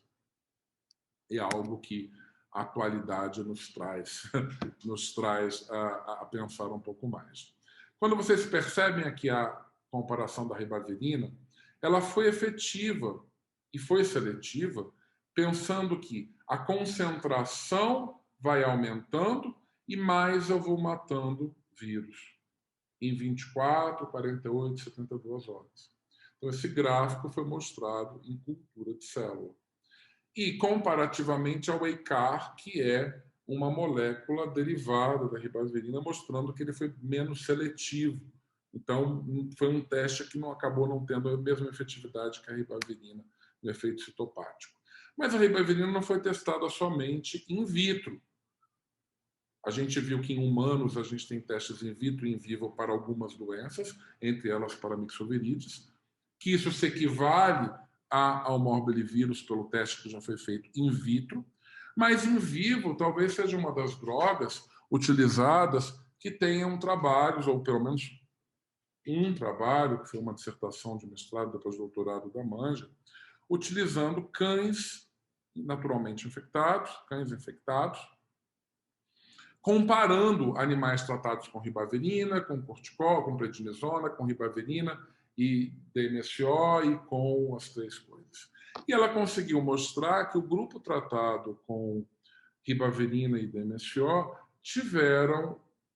houve, na verdade, uma redução de 30% da mortalidade e a melhora clínica do score clínico nesse grupo. Isso é a comprovação final de que a ribavirina é fantástica e deve ser utilizada. Não, isso não é a comprovação final, mesmo porque é um estudo que tem muito viés, um grupo com um N pequeno, a não uniformidade dos grupos, mas é um estudo que mostra em animais naturalmente infectados a efetividade dessa combinação e a redução da mortalidade. Agora, nem de longe é a droga que cura a sinomose, ou é uma droga que cura a sinomose. Definitivamente não. Mas é algo que despertou a curiosidade para se pesquisar in vitro e in vivo e a combinação de outras drogas. Por exemplo, Esse trabalho foi uma combinação, foi testar o interferon alfa e a ribavirina e a associação dos dois em cultura de células. Então, foi a combinação, mostrou que era capaz dessa combinação aumentar a atividade ou diminuir a produção de RNA, de vírus RNA e de partículas virais entre extracelulares. Houve uma maior interferência na efetividade viral. A ribavirina era efetiva, o interferon alfa era efetivo, e quando se colocava os dois ao mesmo tempo, você tinha um sinergismo dessas drogas. Isso in vitro. In vitro também foi testada recentemente, há um ano atrás, a azatioprina, essa metilmercaptopurina, e que mostrou também efetividade. Esse imunossupressor, que é a azatioprina, ele também causa um análogo de purina, né? Então ele vai causar essa translocação e essa alteração na substituição das bases de purina, e ele é utilizado como imunossupressor para várias doenças imunomediadas. Mas já foi mostrado também que ele tem efeito contra flavivírus, como a hepatite C, contra BVDV, contra a febre amarela, dengue e vírus do oeste do Nilo. Então ele tem, apesar de um imunossupressor, ele tem um efeito por justamente agir nesses análogos de purina. E aí, ele também foi testado para sinomose. E olha que interessante. No gráfico A e B é o teste da mercaptopurina, da azatioprina. E C e D é ele comparando com a ribavirina no mesmo trabalho, em cultura de célula. O que se percebe? Percebe que há uma redução da carga viral, um aumento da inibição da expressão de RNA viral, ou seja, o vírus está se replicando menos. Se viu isso na azatioprina e se viu isso também na ribavirina ali embaixo. A azatioprina ela mostrou mais seletividade e menos toxicidade celular. Uma coisa que é importante é que ribavirina e azatioprina, eles têm um sinergismo que não é tão legal, porque eles podem, o uso das duas drogas ao mesmo tempo pode levar ao aumento da mielotoxicidade da azatioprina, justamente porque eles trabalham ali nos análogos de purina. Então, esse uso associado não deve ser feito, porque quando se tiver que usar, por exemplo, o paciente tem uma doença imunomediada, autoimune, tem sinomose junto, ou tem que usar as duas drogas, tem que entender que deve haver uma redução dessas drogas, porque a gente pode ter um sinergismo da mielotoxicidade, por exemplo, da azatioprina, e isso pode ser ruim para o paciente, levando a mielossupressão. E olha que bonitinho esse gráfico, essas placas de Petri aqui, tá vendo?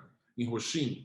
A primeira, que você percebe toda roxa, cheia de pontinhos brancos, é o efeito citopático do vírus na cultura de célula, ou seja, o vírus está ali, está destruindo tudo quanto é célula, ou seja, está causando lesão celular.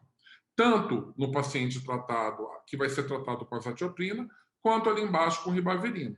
Aí essa placa, quando começa a ser tratada, você está vendo as concentrações diferentes da placa de Petri em cima e embaixo, você começa a ver que o vírus vai morrendo. E o efeito citopático, lítico, não existe mais.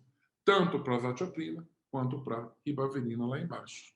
Então, é mostrando o efeito dessas drogas, matando o vírus e reduzindo o efeito citopático do vírus na cultura de célula. Também já foi feito um trabalho comparando e procurando o efeito do boceprevir para reduzir o crescimento do vírus em cultura de célula. E mostrou que a ribavirina, tanto quanto o boceprevir, tinham um efeito viricida e reduziam a carga do vírus naquelas culturas. Né? Então, isso tanto separados quanto em conjunto.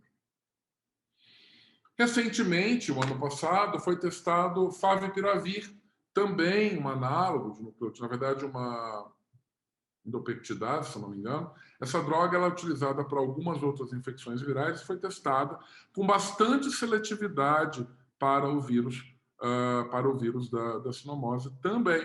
E ele mostrou em cultura de células a redução das partículas virais e a resposta de forma adequada. Então, assim, hoje a gente tem muitos antivirais sendo testados com in vitro, né, com potencial efeito citopático para o vírus e seletividade sem causar um efeito citotóxico para a célula.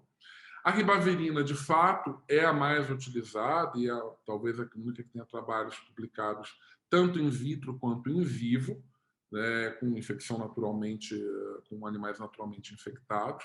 Então, ela é uma droga importante na terapia dos pacientes com sinomose, em especial aqueles pacientes que estão na fase aguda, onde a presença do vírus é real. Não estou falando que a gente deve utilizar a ribavirina num paciente que tem encefalite crônica com mioclonia há meses, que não é mais a presença do vírus que causou essas lesões, que está causando essas lesões neurológicas naquele momento. Alguns trabalhos mostram a dispersão da ribavirina de forma atingindo níveis licóricos, 70% do nível plasmático, que também é uma outra coisa bastante importante que eu tenho que fazer chegar lá.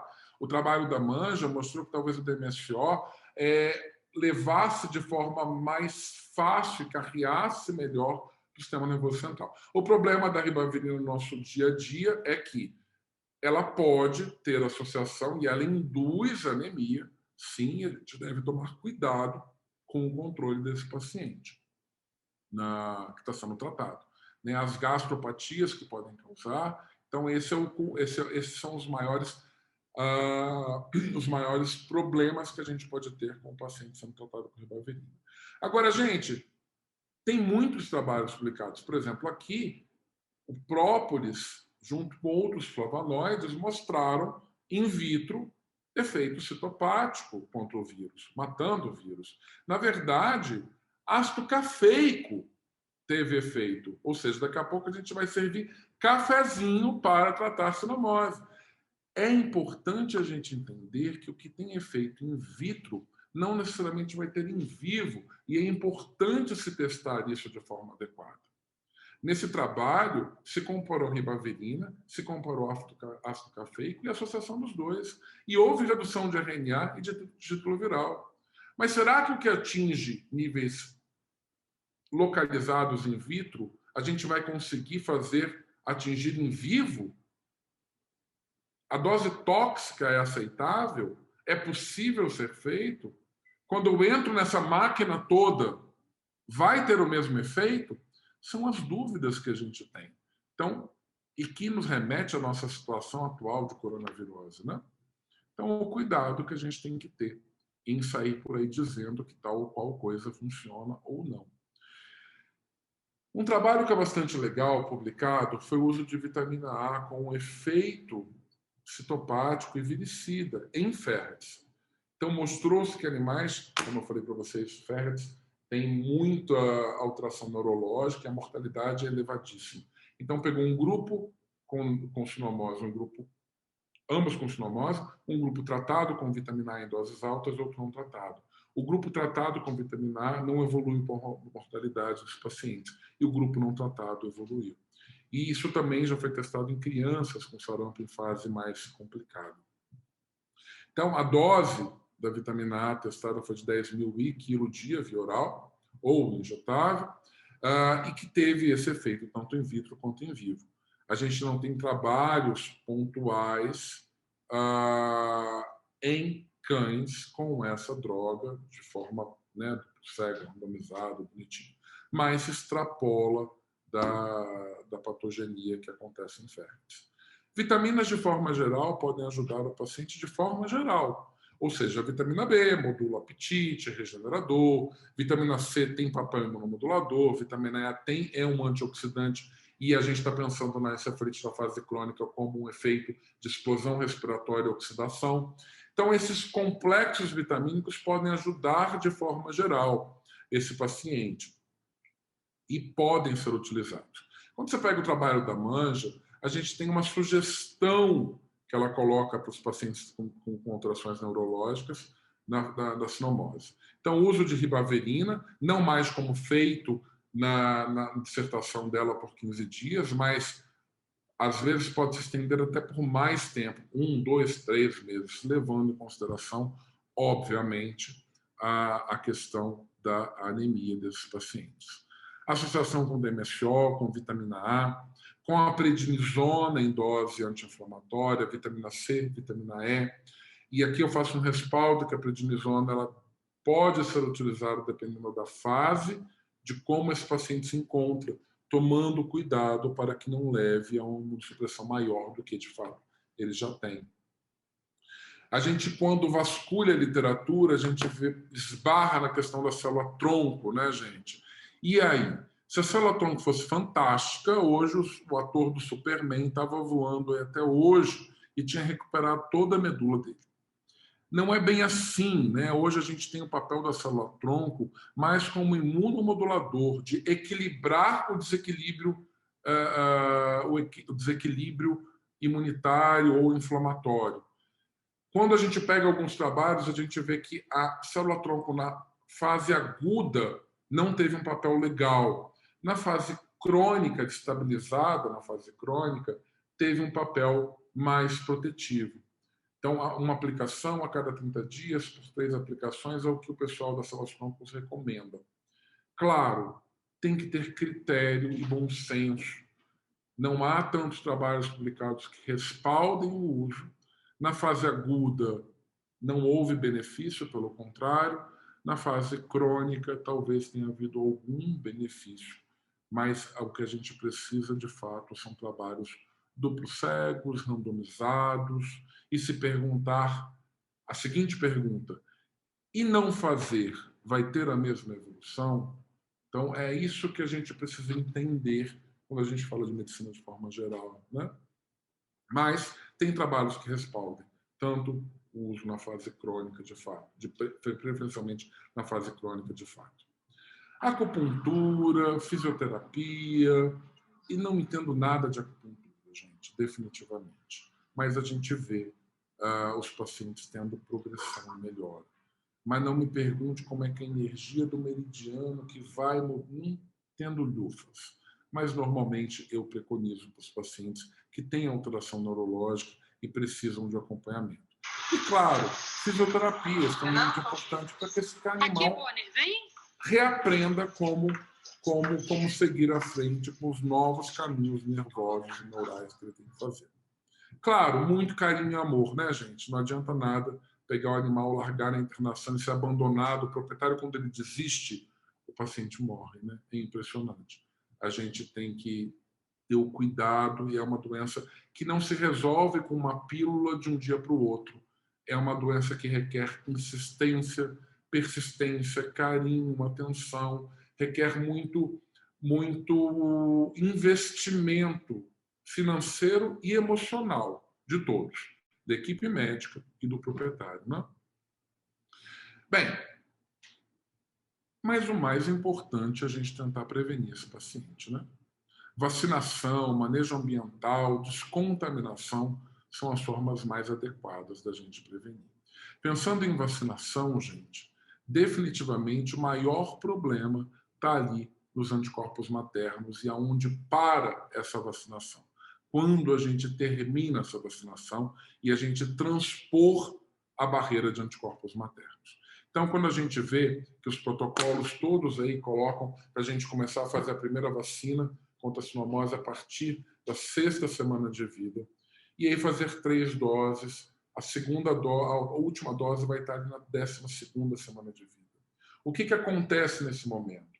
80% dos pacientes, 70% dos pacientes ainda têm anticorpos maternos, ou seja, esse animal vai ser vacinado, mas não vai ser imunizado. Então, hoje, todos os guidelines no mundo, o ASAV, o AHA, preconizam que a última dose é a mais importante. É a dose que vai chegar lá na 16ª semana de vida. Então, não importa a hora que você começa, importa que a última dose seja feita na 16ª semana de vida, para que você ultrapasse a barreira dos anticorpos maternos e que a gente não impeça, não cause isso aqui, ó, que é o que normalmente acontece. Você tem lá a vacina, um monte de anticorpo materno, neutraliza o antígeno. Aí você faz uma segunda dose, aí você faz uma terceira dose, enfim. O que vai acontecer? Os anticorpos maternos, eles têm um tempo de vida médio. Para a sinomose, em torno de 8,9, morbilivírus, em torno de 8,9 dias a vida média vai caindo. Então, eu tenho níveis de anticorpos que vão decaindo independente do que você faça. Vai chegar um ponto que eu não tenho mais anticorpo da mãe, mas eu ainda não induzi a produção de anticorpos ativamente pelo organismo, pelas vacinas. Então, gera uma janela de vulnerabilidade que está ali até a 12ª, 16ª semana de vida. Por isso que a última dose é a mais importante. Ela não pode ser antes de 16 semanas de vida. Como também a primeira dose não pode ser antes de 30 dias, pelos motivos que eu expliquei para vocês lá atrás, sobre a encefalite, a sinomose, a miocardite para parto, a replicação do vírus. Então, gente, última dose, 16ª semana de vida. E aí, a partir daí, vacinar esse animal com 56 semanas e depois a cada 2 anos, 3 anos. Como é que vai ser isso? Os guidelines também preconizam que a gente vacine os animais a cada 3 anos, porque os níveis de anticorpos são elevados e que a vacinação anual não seria importante, não traria benefício. A gente tem que considerar que existe uma pressão de infecção enorme no Brasil. Lembra os trabalhos que eu mostrei que o vírus está ali circulando o tempo inteiro? A gente vacina muito pouco animal, a gente vacina muitos animais, a gente vacina um animal muitas vezes, ao invés de vacinar muitos animais pelo menos uma vez. A gente não faz imunidade de rebanho. E isso pode ser um problema na mudança da vacinação dos protocolos de anual para cada 2 anos ou 3 anos. Então, a gente tem guidelines que preconizam vacinação a cada 2 anos, como, por exemplo, o Colavacc. O ASAVA e o ARRAC preconizam vacinação a cada 3 anos. E o mais importante, que todos eles dizem para a gente, a vacinação deve ser critério médico veterinário, que deve levar em consideração a geografia, o custo, o benefício, a necessidade, a incidência da doença, tudo isso que a gente tem que considerar na anamnese da decisão desse paciente e a nossa realidade. Precisavam de guidelines regionais, guidelines para o Brasil. A nossa pressão de infecção é muito elevada. Não tem nada a ver com a vacina em si. A gente tem títulos elevados para os pacientes. Os pacientes estarão protegidos se tiverem títulos de anticorpos. Mas o problema é que a gente não faz titulação dos pacientes a cada vacina. Então, o que seria ideal? Que a gente fizesse títulos vacinais. Se o animal tem anticorpo, ok, não precisa ser vacinado agora. Pode postergar mais um pouco. Mas normalmente não se faz isso no Brasil. E isso é um problema. Só um instantinho, gente. Não tem, então, isso é muito importante a gente entender que a vacinação ela deve se levar a critérios médicos veterinários. Para a gente decidir se vai ser a cada 2 anos, a cada 3 anos, ou o que vai fazer. Ok? Então, a princípio, considerem isso com o título sorológico, a pressão de infecção e decidam como vai ser esse protocolo. Considerando também que no Brasil a gente não tem vacinas separadas, o que dificulta um pouco montar um protocolo individualizado. Bem, os guidelines também definem que as vacinas devem ser essenciais e não essenciais. Essencial é aquela que todo animal deve tomar pelo menos uma vez na vida. Sinomose está lá entre elas. E as opcionais são aquelas que dependem, obviamente, da necessidade daquele indivíduo. Então, gente, para montar o protocolo, individualizem. Considerem a realidade desse paciente. Sinomose é indiscutível. Ela é uma vacina essencial em qualquer lugar do mundo. Se a vacina vai ser a cada ano, 2 anos ou 3 anos, considere a necessidade daquele paciente, a soroconversão dele. Mas a primeira vacinação, a primivacinação, ela tem que chegar na 16ª semana de vida, com 4 meses de idade. Antes disso, não pare o protocolo para a sinomose, porque você vai vacinar, mas não vai imunizar esse paciente. Isso é para mostrar que a gente vacina muito pouco bicho. A gente vacina muito um indivíduo só, ao invés de vacinar muitos animais pelo menos uma vez. Que é isso aqui, gente. Chega uma doença, ela infecta em todo mundo, pega uma população desprotegida, né? Muitos animais morrem, mas alguns, em preto, ali acabam não sendo infectados ou ficando imunes. Quando a gente tem uma vacina, a gente vacina aí pelo menos 80% da população, a gente consegue coibir o trânsito do patógeno em indivíduos que não foram vacinados, ou seja, aumento a margem vacinal desse paciente. Mas para fazer isso, eu tenho que vacinar aí 80% da população. Vacinar menos que isso não vai adiantar. A gente vacina em torno de 19, 20% dos cães, 9, 10% dos gatos.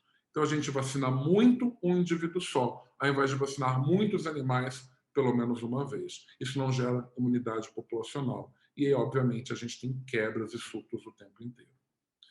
Vacinação é espetacular para a prevenção da sinomose. É uma vacina fantástica, é excelente e consegue coibir a doença e a infectividade desse paciente. O manejo ambiental é indiscutível. Como é um vírus muito resistente, a gente tem que ter animal se infectando, porque matar ele no ambiente é fácil demais.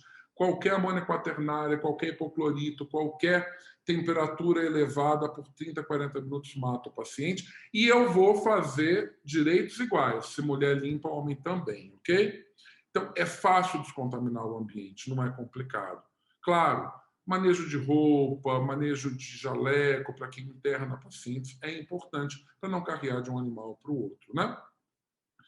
Eu gosto de terminar esse vídeo, essa palestra, com esse vídeo que eu particularmente acho assim, um vídeo de superação, né?